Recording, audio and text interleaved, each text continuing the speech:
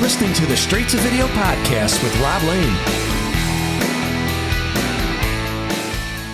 Hey, what's happening? Hope you're well, and thanks to all listening for choosing my podcast Straight to Video. It's great to have you here.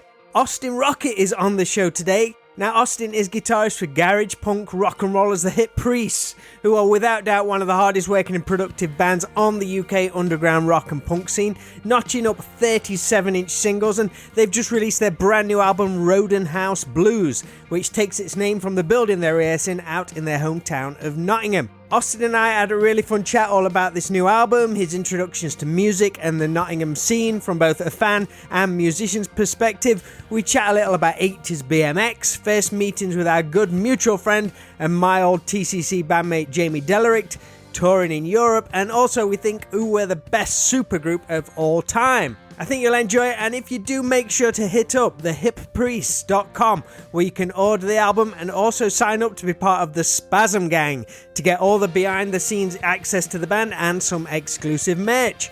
As always, this Straight to Video podcast is proudly presented to you in association with Affinity Photo. It's an incredible piece of photo editing software which I use all the time for graphic design, and it's used to create the podcast episode artwork you see each week, which always gets some great feedback. And most importantly, it's an extremely affordable alternative to other programs on the market. So if you can, please check them out at affinity.serif.com. Alright, let's get into this new episode. So sit back, grab a drink, and let's dive into my chat with Hip Priest guitarist Austin Rocket.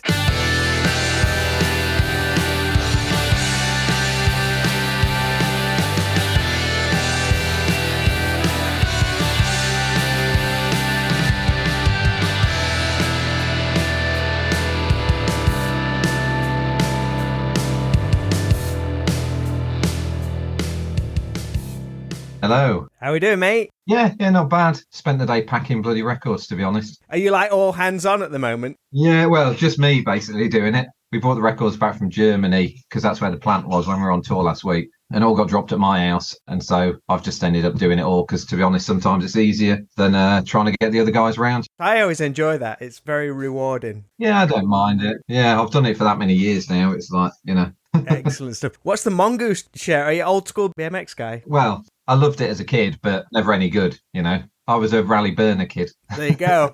Did you go for the original one, the red and the blue one? Or? No, I got the extra burner. Right. That was the white one, wasn't it? Like the red? Yes, red and white. So it was like the rip-off of the E.T. Kiwahara. Yeah. Was that a Christmas present one year? Oh, yeah. And I only realised, I was around my parents the other week, reminiscing about being a kid and that. The year I got that, my dad had been out of work for like 18 months or something, and was pestering him for this BMX. And my dad had sort of said, well, if I get a job before Christmas, you can have it. And he got a job like 2 months before Christmas or something. Right. And I was saying to my mum, I didn't realise at the time, I think they were like £115 or something. That's the figure which was in my head, £115. Yeah. But that back then is probably 500 or 600 quid now, Yeah, I can remember begging my mum for an Atari one time, and I was like, "Oh, it's only £99." I can't imagine how much that was back then. Yeah, I was looking back and a lot more appreciative of what that cost him when my dad was literally a month into a job after being out of work for so long.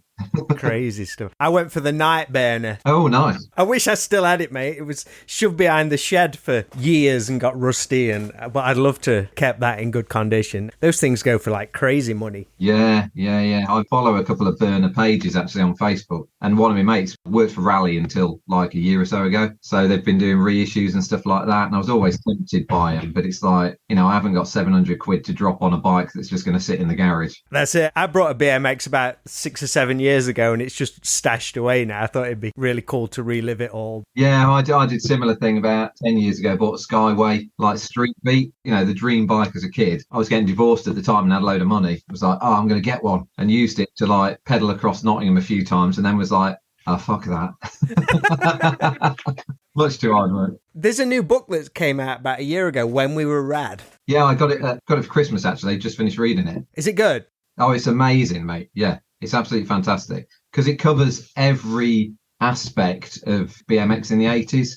From BMX Beat, the TV show, to kids on council estates building their own ramps, to people who race professionally. And then it goes into the music and the fashion and everything else that accompanied it. Oh, wow. Yeah, it's about that thick. It's massive, but it's well worth the money. I might have to push the boat out and grab a copy of it, well 'cause it worth does it. look the business. So I'll just dive in. The new Hip Priest album, Roden House Blues, it's hot off the shelves and in the hands of the public. How are you enjoying the reviews and the response from everyone who's heard it so far? It's been pretty amazing so far, to be honest, because we've signed to a new label, like this Swedish label called The Sign. And so we actually get PR and stuff now. So it's got out to more people and we've had way more reviews than we've ever had. Have you sold out, mate? I think we have, yeah. Unfortunately, we didn't get any money out of it, or very little money out of it, but that's the way it goes, isn't it? But yeah, so we've had a lot more stuff coming back, a lot more reviews. We've had quite a few absolutely blinding reviews and stuff. A couple that weren't so keen, but then you're always going to get that. Classic rock weren't very enamoured with it. I think lack of technique was one phrase they used, which made me laugh. I always say that's the back of a T-shirt print, mate, right there. Go for it. Yeah.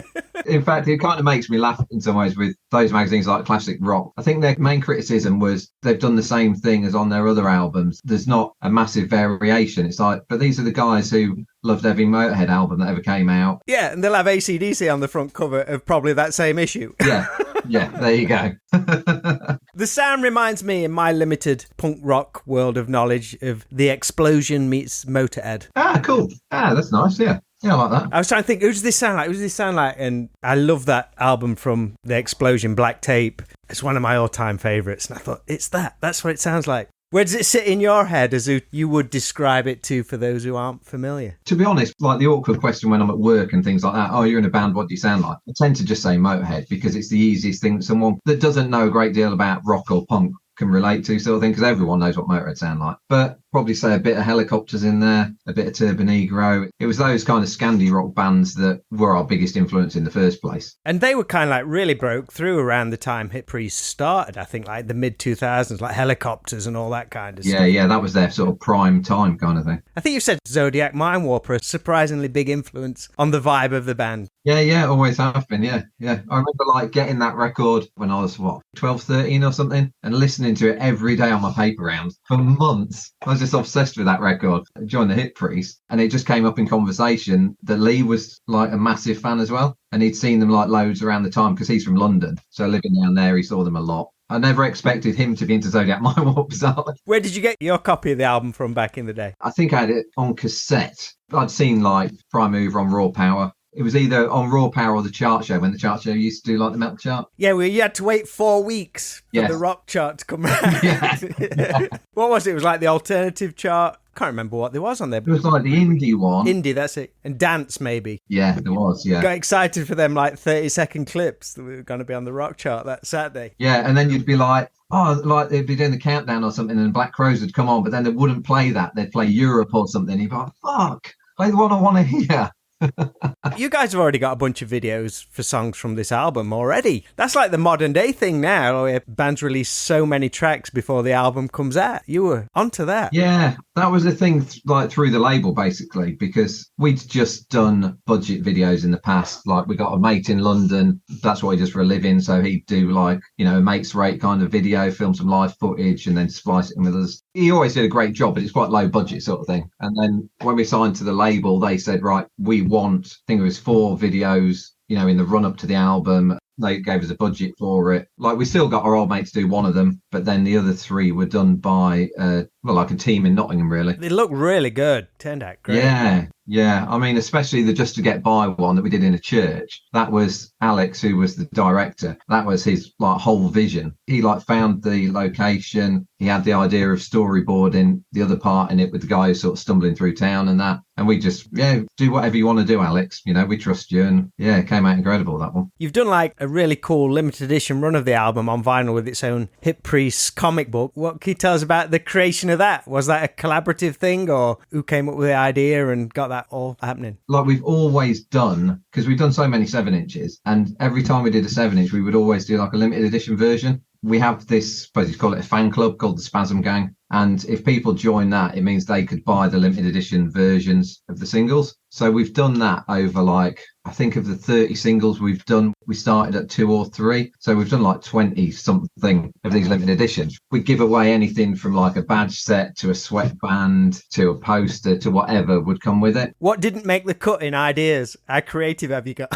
Sunglasses. Lee always wants to do sunglasses. And because I'm the guy that packs everything, I'm like, no, I'm not packing sunglasses because they're just going to get smashed in every order. But yeah, we've done all those for the singles and then we've done them for albums. But now that we're on the label, we couldn't just do it for Spasm Gang people. So we did, I think there were 150 copies that came with the comic and the patch, and the label had 75 and we had 75. But the way we got around the fan club thing was we have a private Facebook group for them. And I just said to them on there, right, the official album goes online, like the pre-orders go online at 10 o'clock. I'm going to open it at 9:30. Only you lot know, so you can get all yours ordered straight away. They snap them all up. Yeah, they did. And then those that missed just got the ones from the label, so it worked out. How was the creation of the comic book, though? What went into the background of all that? Like Lee did that. It's genius, like, because he wanted it to look like a mashup of early Kerrang and smash hits kind of thing. So there's like a quiz page. There's a page where we're asked stupid things like, what's your favourite food? What's your favourite colour? You know, like Smash Hits used to do kind of thing. And then there's like a poster in there. And then there was an interview that the guys that, do you know RPM Online? So they interviewed me and Lee, and then that went in there. You got like some old adverts, well, like the adverts you get in the comic books back in the day and all that. Was that fun to all put together? Was you all throwing ideas at it? To be fair to Lee, it was mainly his, creation. And he loves stuff like that. Like, he's really good with Photoshop, and he just kind of ran with it. Me and him think on the same wavelength anyway. So I was like, there's got to be one that's like the Phase clothing advert. You didn't want to do a HM Gear one, did you? No. Well, we could have got Greg in for that one. Yeah. But he even did like an agony ant bit that Nathan filled out for him. And yeah, it was really good fun. And our friend Craig, who drives us sometimes, he did like comic strip for it and stuff like that. Who did the cover art for it? There was all Lee. Lee did the lot. The original idea from it came when in lockdown, me and Lee started a label briefly, reissuing sort of garage punk bands albums that never come out on vinyl. So we did a band called Midnight Evils from the States. We did The Dragons, which is Ken, who plays in the Bronx. It's his old band. Did 3 or 4 anyway. Was there much red tape? I don't say red tape, but much legalities of that? I mean, some of them, the bands owned it all outright anyway, so it was easy. The Midnight Evils one we had to license from Estrus Records, which made it a bit more difficult, but not too bad, because Dave Crider, who owns the label, was pretty easy to work with. And then Art Chantry, who did the artwork for it, he redid all of that for us for like a minimal fee. So yeah, it was all good. But those records that we did, each one came with the comic. So that was where we got the idea from. It's like, well, let's do it like we did the ones for the label. Just a shame with the label, we ended up having to knock it on the head, because as soon as Brexit kicked in and postage went through the roof, it just destroyed everything, mate. It absolutely killed it. Even people in Europe were like, well, I don't want to order a record for £20 when the postage is £25. And it was like, yeah. So the last one we did, which was a Norwegian band, we managed to sell that out, but it took a lot longer. And then it was just like, let's cut our losses before we start losing money. And we had another one planned, but we handed that over to a Swedish label and he took that on. So it still happened, but not on our label sort of thing. It was a bit of a shame, because it was really good while it lasted the sort of year or so. You've already racked up shows in Spain, Germany and Ireland this year, with a bunch of UK dates confirmed for the rest of the year. Any more international dates up your sleeves, do you think? This year, I'm not sure. We're doing a UK run with Bitch Queens at the end of this month. Then we've got some UK shows with Zeke in June. And then I think we've got like a couple of months off in the summer. And then more UK stuff September, October. But the German tour with Lucifer Star Machine was so good that we're going to do that again. I don't know whether that'll be late this year or next year. Where is it you particularly love to play that really gets what the band are about? Spain is one of the best countries. Like, there's a guy we know called Tony Slug from Amsterdam, who's been in bands going back to the hardcore days. And he played with Nicky from the Helicopters in a side project called the Hydromatics and stuff. And he always used to say, like, you need to get your band to Spain because they understand rock and roll. And we're always thinking like, yeah, I'm sure it's no different to Germany. And then the first time we went, you play like a tiny bar on a Tuesday night and it's packed. It's like, wow, what the fuck? What's happening here? And it's really bizarre as well, because over there, you turn up at a venue, you don't play till later anyway, because it's just how it is. But you'll sound check and then you'll have some food. And then it's like, oh, you play at 11. So you walk back into the venue at 10:30 and it's dead. And you're like, oh, this is going to suck. There's going to be no one here. And then literally 10 to 11, the place just fills up. It's really bizarre. I think we've been there 3 times now, so we know what to expect, sort of thing. Yeah, we'll go back again as soon as we can, I think. How about in and around Nottingham? How has the live music scene changed for you guys over the years? UK is always a struggle, I think. you know what it's like, you've done it for years. You go to Germany and you get an actual rider and you get fed and you get accommodation. It's the smallest things, isn't it? Yeah. And over here, you're lucky to get a sandwich and a 4-pack. Look, get a dressing room, mate. No, yeah, you are. I mean, we've got a sofa. Yeah. It's fantastic. Instead of getting changed at the side of the stage. Yeah. Like, we've done a couple of UK tours with Super Suckers, and like those guys are like, proper road dogs. They go at it for months on end. Like the last run we did with them was amazing. Like nearly every show was sold out. But I still look at them at times and think, how do you do it? Like, how do you carry on doing this when they're doing Europe and getting way much more? They still, fair to them, and they still come to the UK, because a lot of bands skip it these days. Are there any particular venues you miss in town from when you started playing? Are you Nottingham born and bred? No, I'm not. I'm from Lincolnshire originally. Okay, right. Yeah, so I started coming to Nottingham when I was like 17 for gigs and to go to Selector Disc and Way Ahead and stuff like that. And I've been in bands that are based in Nottingham probably since I was 25. I was always the one that would drive over from Lincolnshire for rehearsal and then drive over for gigs and sleep on the other guitarist's floor or whatever. But then I moved to Nottingham when I got divorced like 15 years ago or something, and I've been here ever since. How did you first hear about like Nottingham as being like this place to go for gigs and all this kind of stuff? Did you have some friends who said, oh, you got to go to this place? I've got an older brother, like 5 years older than me, and he was always going to gigs at Rock City. Was you jealous of him back then? Oh, yeah, absolutely. He saw Twisted Sister at the Concert Hall on the Come Out and Play tour, saw so many gigs. He was at Donington when Guns N' Roses played. Yeah, he was always going to gigs and coming home with the programmes and stuff. And like I say, 5-year age difference. So I'm like 12 and he's 17 going to all these gigs. I'm like, I want to go to that. Oh, mate. Have you been to gigs together with him? So I was always pestering him, like, to take me to a show. And Saxon were playing Lincoln. And it was his girlfriend, now his wife, Frankie, who just said, stop being mean to your little brother. Let's take him. So him and his girlfriend took me and my mate to see Saxon when I think I was 15 at the time. Was this your first proper gig? Yeah. Yeah? Yeah. Oh, no, actually, I get it confused because I saw Saxon and the Choir Boys within a couple of months of each other. And I saw the Choir Boys like at the concert hall in town, where me and a couple of mates got a bus over from Lincoln and then ended up missing the bus home and having to ring our mate's dad to drive over and pick us up. Because we were like hanging out at the backstage door wanting to get Spike's autograph. Did you get his autograph? Did he come out? No. Oh, didn't shit. even get that. Just missed the bus home and got a bollocking. How was it seeing a live band for you the first time? It's a game changer, I think. Oh, yeah, absolutely, yeah. I mean, I've been obsessed with music since I was like Adam and the Ants when I was 7, I think, was the first record I got. And then, like, I shared a bedroom with my brother. He was always like a metalhead.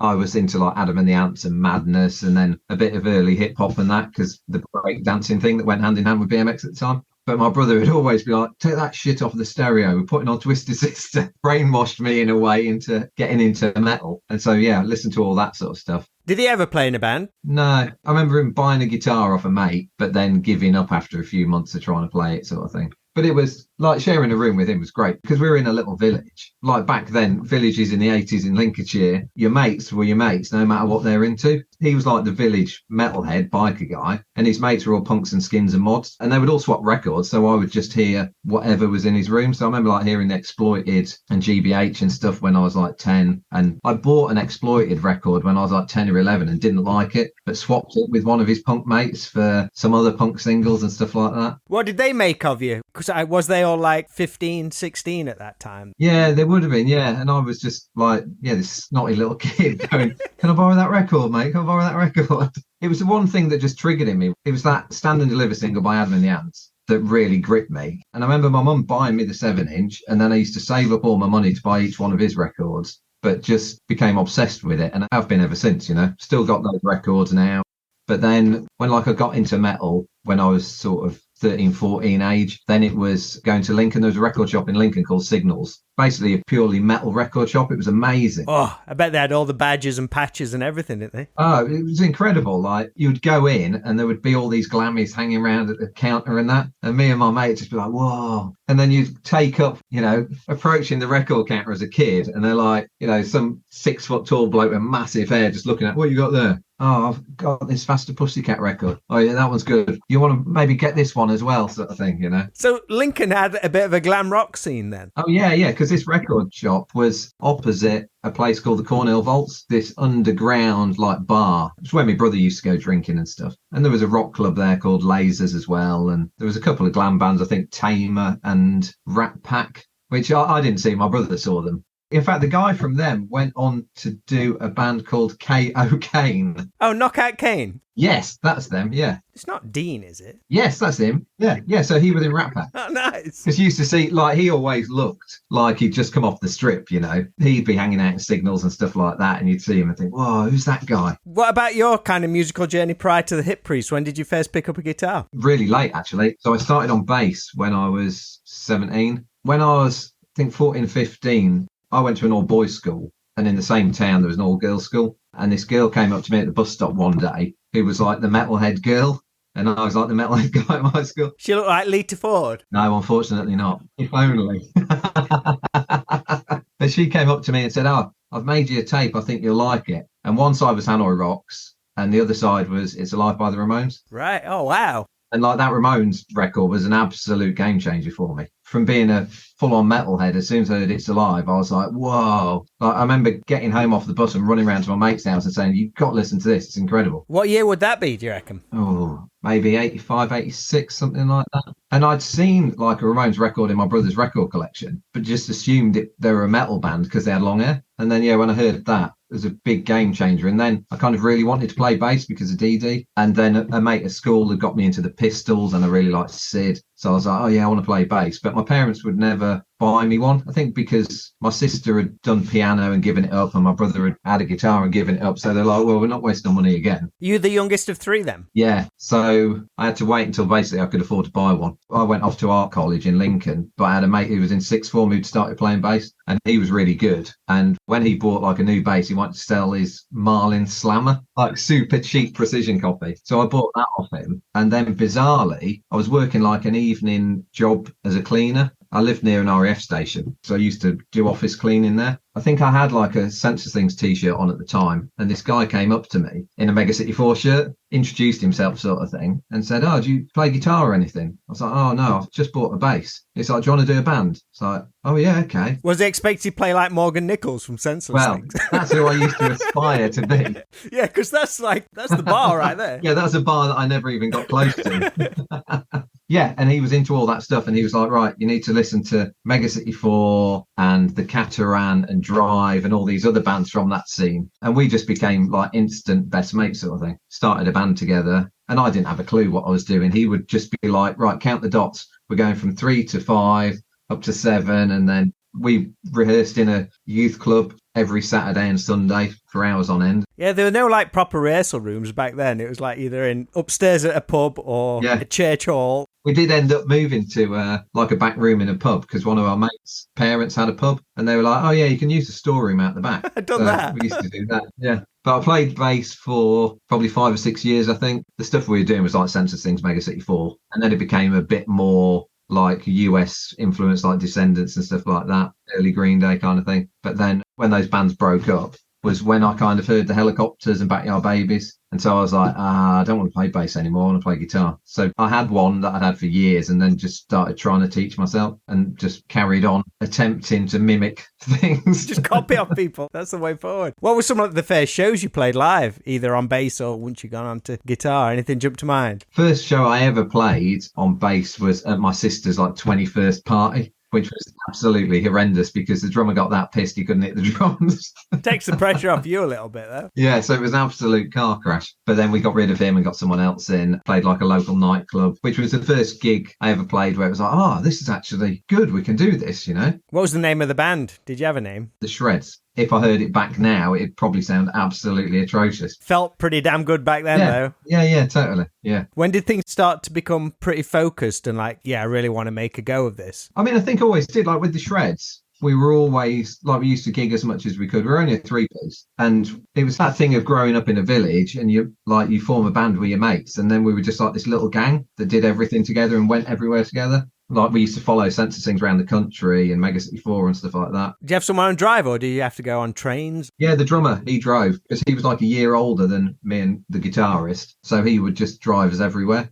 He'd bring us over to Nottingham and we'd go record shopping. And that's where we kind of discovered the Nottingham sort of scene and played at the Old Angel and the Narrowboat and the Hearty Goodfellow and stuff like that. And in fact, that's when I first met Jamie. Yeah? Was he doing Panic at the time? It was Kids and Flags. Right. Yeah. So we played at the Angel. I've still got the flyer somewhere. I think it was Kids and Flags, us, and maybe Mugwump. which were another local sort of punk band. Yeah, and that's when I first met him. You two hit it off straight away? I don't remember actually speaking to him that much. Like, spoke to him on the night, but it was more when he was in Panic that we kind of became mates. How was he back then? As full on as ever? Or even more so? Well, he was super friendly. That was the thing. And I was, to be honest, back then, I used to be really, really shy. And so it's great when you've got someone like Jamie that's really forward and they'll just come up and start talking to you. Totally. I remember the first time I met him at TCC rehearsal because I got together with Rob. Initially, we'd had like a few jams in Rob's bedroom. He said, I met this guitarist. He's in a punk band, but they've got like these really catchy songs. And we're going to have a jam together. I just remember him opening the door and like Jamie's super smiling face. Yeah. How you doing, mate? All right. Yeah. Immediately welcoming. It was great. Yeah, like I say, it was more when he was in Panic that we became sort of mates. And I used to come over like to Notts to see Panic. And then a couple of the people I was in a band with at the time had moved to Nottingham for uni and stuff. Like, everyone knew Jamie then in that scene. And we used to gig swap and stuff like that. We'd put on gigs in Lincoln and it was really cool. How did you get involved with the Hip Priest? Because I think they'd already formed when you got on board, right? Yeah. So when I started playing guitar, I formed a band with one of the lads from the pop punk band I was doing, called Kill the Buick 6, which was my first attempt at doing like garage punk kind of thing. And it was really rudimentary because I was just teaching myself guitar. So there were no solos or anything. We had a singer who sounded kind of like Joey Ramone. So it was kind of like the Ramones crossed with kind of garage punky stuff. But then that led on to being in a band with a couple of the guys from the X-Rays called God's Chosen Dealers. So that was Coop and Steve from the X-Rays. And then Nathan from the Priest was in that. And we were together for about 18 months, 2 years or something. But there was a crossover with that and the Hip Priests. And the other guitarist in God's Chosen Dealers was Jimmy, who formed the Hip Priests with Lee. So there was kind of a time where God's Chosen Dealers and Hip Priests would go in side by side. Lee was from London, but had been in a band called the Divine Brown, who had played Nottingham quite a bit. So I'd got to know him anyway. And when he moved up to Lincoln and they started doing the Hip Priests, he'd originally said, I fancy having you on second guitar. But Jimmy, the other guitarist, was like, no, I want it to be a one guitar band. And I was like, fuck, because I really wanted to be in the band. But then 6 months after the album came out, Jimmy was also in another band, like a kind of shoegazy band. And it got to the point where he blew out a Hip Priest gig. And so Lee just said, right, that's it. Austin's joining because you're not committed enough. And I want someone that is.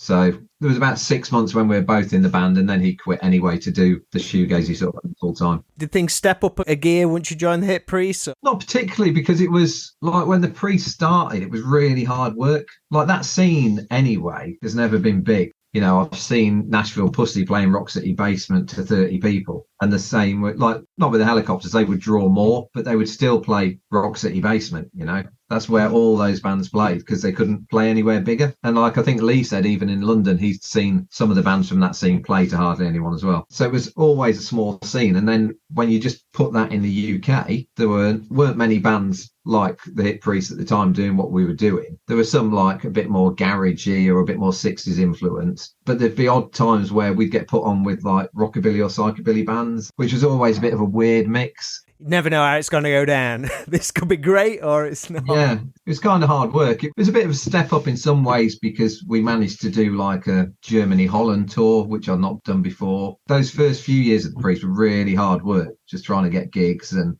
like Jamie was driving us quite a lot back then. He always sort of said he admired our perseverance that we carried on because, like, you know, he was driving us those gigs where we'd play to 20 people at times and we'd just be like, it don't matter, let's have a few beers and, you know, carry on. He probably ended up getting paid more than you guys did at some of them. Yeah, he did. Yeah. We'd end up paying him, you know, because obviously he would tell us what it was going to cost in advance, make sure we paid him, and then we'd be like, right, we've all got to chip in 20 quid so that we cover Jamie. Like, fuck's sake. That's how it works. The band's always the last ones to get paid in that situation. Yeah. So it was a struggle. Like Jamie always says that it was when we hooked up with the Turbo Yugend that things started to get a bit better, which I suppose they did in some ways. It kind of opened up some other avenues and that for us. It's in more recent years where it's got better and better. You know, we've been asked to do festivals and stuff like that, and we've managed to get on like Super Suckers and Zeke tours and things like that. Has there been much response in the States? Yeah, we've been over there. We've been twice, I think. How'd you like it over there? Oh, amazing. Yeah, great fun. But similar thing, just done it very grassroots. We kind of based both of the tours we did around punk rock bowling. The Turbo Yugend in Vegas, they put on like 3 days of shows. And so they would say, well, you can play every day. So we do 3 different like bar shows in Vegas, but then do all other places around kind of thing. We just like try and hook up with a band. I think last time we went, we did it with He Who Cannot Be Named from the Dwarfs with his solo band, because I'm good friends with the bass player. And so Bobby sorted out the whole tour for us and organised all the gear and everything like that. It always works out though, doesn't it? Yeah, yeah. And they were great. Like that last tour was amazing because like every show they would be like, right, the lion's share of the money goes to you because you're the touring band. And we're like, yeah, but you need to cover your costs as well. They're like, don't you worry about that. You need to get the money because you're touring. Yeah, really, really cool. Where do you like over there? Where's some of your favourite places? Because you've been Amoeba record shopping, right? Oh, yeah, that place is insane. Is that the San Francisco one or the Hollywood one? Been to both. I remember the first time I went to the San Francisco one was on holiday. I wasn't on tour, probably 15, 20 years ago. And I remember walking into that place and just almost having an anxiety attack kind of thing because it was just so overwhelming because it was so big. I remember like turning to my wife at the time and just being like, I don't know where to start. I don't know what to do. And she just said, right, I'm going to go to the bar next door. I'll see you when you're done. So, okay. How long was you in there, do you reckon? Oh, God, good 2-3 hours, I think. Yeah? What did you do? Just start at one end and like slowly work your way around? Yeah, just kind of just wandering around thinking like, well, where's the punk section? I'll start at that and then I'll go to the rock bit. Then you think, oh, I'm done. And then you look around and discover there's just racks upon racks of 7 inches. And you're like, oh, fuck, I need to go through all those as well now. Do you remember any treasure you found? Yeah. And in fact, it's stuff that wasn't particularly rare at the time, but now fetches good money, like first pressing of Replacements records and Nashville Pussy's early stuff. There was just like $3 here, $4 there. And they're all like 50, 60 quid records now. Just remember like having a massive bag shoved in my case to come home.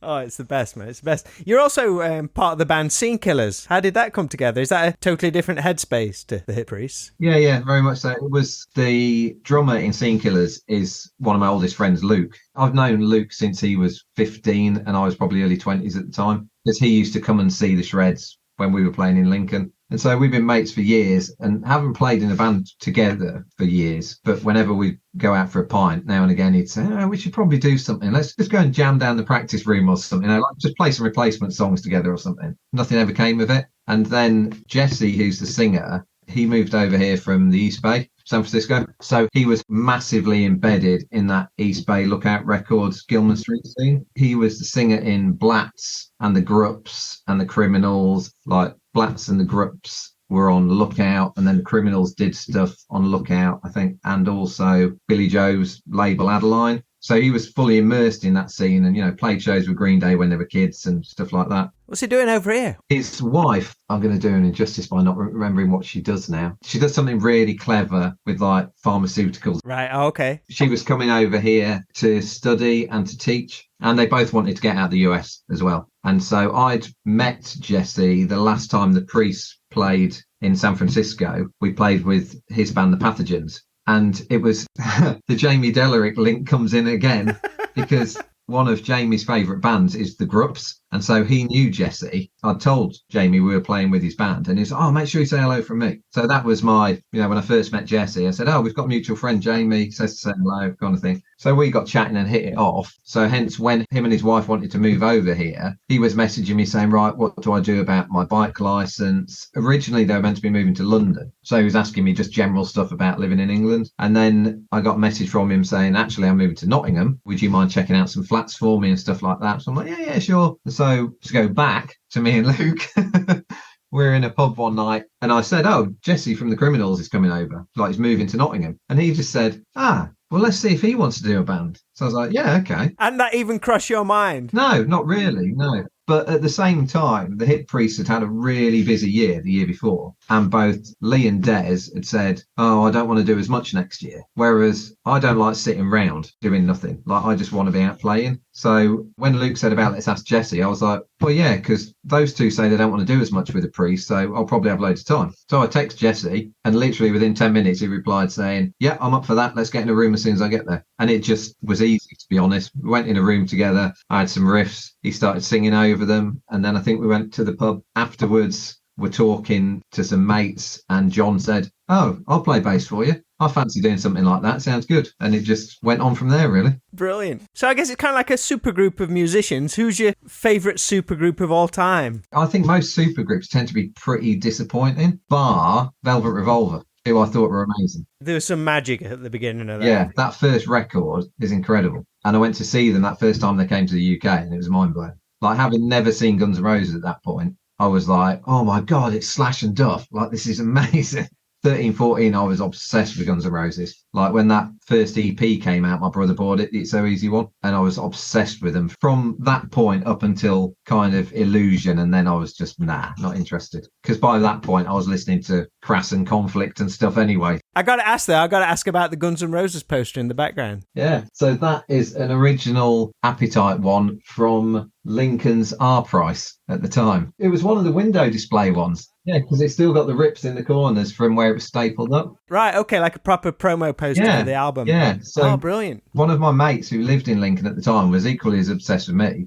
And he went in and asked for the window display. And they said, yeah, sure. Of course you can. And I wish I'd got, because I did have like loads more at the time that I've lost over the years. I had like, there was a big cardboard sign, like real heavy cardboard that just said Guns N' Roses Appetite for Destruction. Oh, man. Yeah, we had tons of it. But that's the one that's still remaining. But I mean, it's got a bit of a story to it as well. It's much better to get stuff like that than, it's cool to find stuff on eBay, but when you've got a story attached to it, it's so much better. Yeah, I mean, that It's So Easy EP, I remember my brother had gone down to London with his mate for the weekend. He'd read about Guns N' Roses, like in Kerrang. He obsessively bought Kerrang. I think I'd come home from school or something, and he was like, oh my God, you've got to listen to this. And I was like, what? He was like, it's really weird. This band, I've read about them in Kerrang, but listen to this. Put on It's So Easy. And it's like, right, because I didn't really know Aerosmith at the time. So I didn't get that kind of connection. I was at the point I was listening to like Poison and Twisted Sister and Wasp. So it just sounded like completely alien, but mind blown at the same time. Especially when like he flipped it over and put on Mr. Brownstone. We're like, what the fuck is this?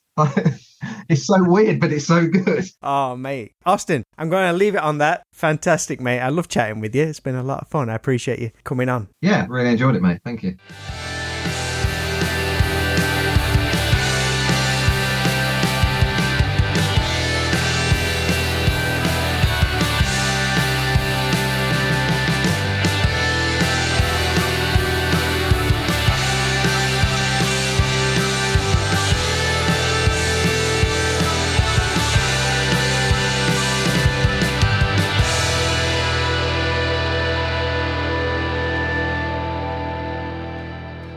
Big thanks to Austin Rocket for joining me on today's podcast. It was great to chat and I appreciate all the cool stories he shared. Look out for the Hip Priests on tour throughout the rest of the year and pick up their new album Roden House Blues over at thehippriests.com. I want to say thanks to everyone who picked up the reissue of the very first straight-to-video EP recently, which marked 10 years since its release. It's great to have that back out there, and if you still need to grab a copy, then head on over to stvpod.com, where you can find that along with a bunch of other STV merch and links to all the other 230 plus episodes of this show. So that's all for this episode of the show. I'll be back next Friday with a brand new chat. So until then, thanks for listening and remember to always be kind. Please rewind and unwind and I'll speak to you all real soon.